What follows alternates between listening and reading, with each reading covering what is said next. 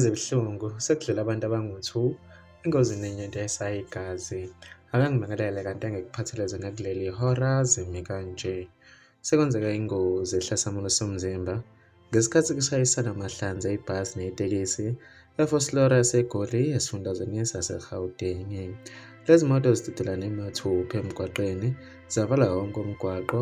Kubikwa ukuthi kudlule emhlabeni abantu ababili kule ngozi, kanti wembukela abezimo eziphuthumayo babesebabezele endaweni yesigameko. Ilapho khona kufike kwaqinisekisa khona ukudlula emhlabeni kwabantu ababili, kanti wembukeli amaphoyisa asaphenya mayelana nale mbangela yale ngozi.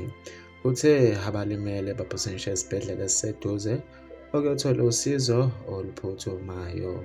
Mbukeli, bekuyizona-ke lezi ebengikuphatheleze nakuleli hora. Ngiyacela ube kuvo lwakho ku-comment section. Mina bese ngikuthola kwenye video elandelayo sengiphuma kanje. Sale nenkosi.